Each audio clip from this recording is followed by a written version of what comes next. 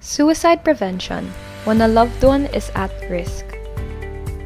Paano ka kikilos kapag ang kaibigan mo ay may balak magpakamatay o suicide? Una sa lahat, mahalagang itama natin ang pananaw na hindi natin dapat pag-usapan ang suicide. Ilang pananaliksik ang nagsasabi na hindi totoo na mas mapapalala natin ang problema kung tatanungin natin ang isang tao kung may balak ba silang magpakamatay. Sa gayon, ano-ano nga ba ang mga practical tips sa pagtulong ng kaibigan sa gitna ng krisis? Ano ang dapat mong gawin para maging handa?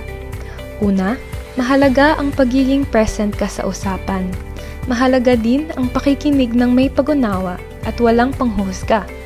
Siguraduhin din na mayroon isang listahan ng crisis resources. Paano mo sisimulan ang usapan? Maaari mong banggitin ang mga bagay na nagtulak sa iyo na magtanong tungkol sa suicide.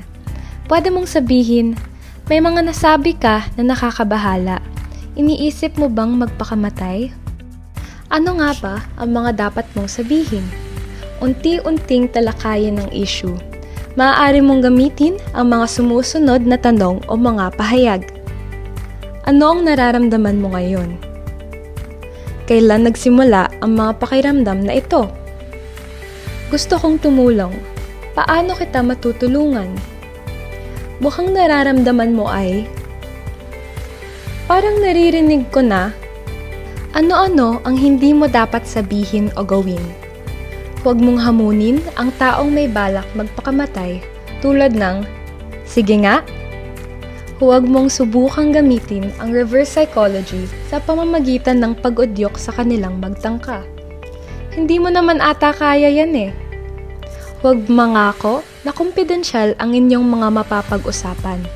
Maaari mong sabihin, hindi ko masisigurado na ito ay magiging sikreto dahil iniisip kita at nandito ako para tulungan ka.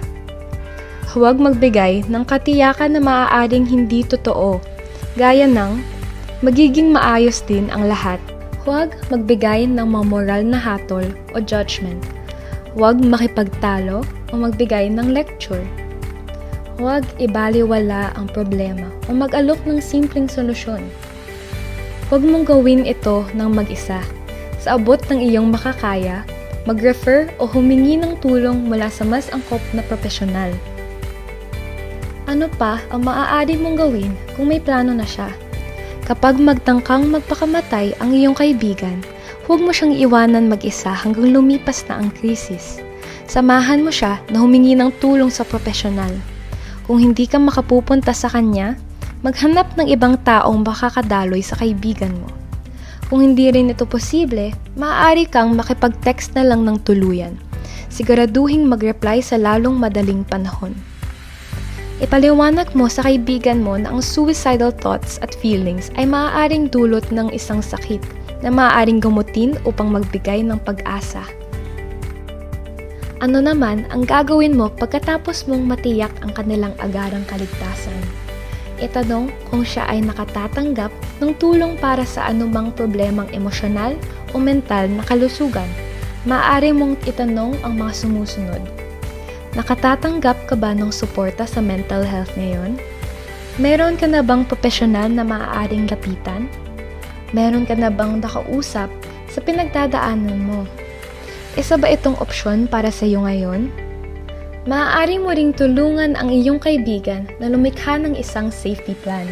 Kasama dito, ang pagtukoy sa ano ang mga warning signs na nasa peligro na siya. Maaaring ito ay mga naiisip, nararamdaman, o pagkilos tungo sa pananakit sa sarili. Kasama sa safety planning ang ano ang maaaring gawin para tulungan ang sarili. Maaari ding ilista ang mga tao, lugar o gawain na maaaring magsilbing distraction para hindi saktan ang sarili. Kasama sa safety planning ang paglista ng tao na pwedeng magbigay ng suporta. Maaari ding ilista ang mga helpline na pwedeng tawagan. Pinakahuli ay ang pagsigurado ng kaligtasan sa pamamagitan ng pagtanggal ng mga bagay na makakasakit sa sarili. Ano na ang gagawin mo pagkatapos ng unang usapan? Mag-follow up sa iyong kaibigan. Kumustahin mo siya sa mga sumusunod na araw. mas mabuti kung tanungin mo siya kung okay lang bang mag-follow up at kung gaano kadalas ito pwedeng gawin. Maaari mong sabihin, kung pakiramdam mong nakikialam ako, sabihin mo lang sa akin. Gusto ko lang naman malaman kung paano kita pwedeng matulungan. Tandaan na normal ang pagkakaroon ng feelings of hopelessness o powerlessness kapag sinabihan tayo ng kaibigan na may balak siyang magpakamatay. Ngunit, meron dapat tayong gawin kapag may kaibigan tayong suicidal. Ang pakikinig ng may pag-unawa at pagsuporta sa kanila ay isang malaking tulong na. Sa pagsunod mo sa mga tips na ito, ay maaari mo nang maligtas ang iyong kaibigan galing sa krisis.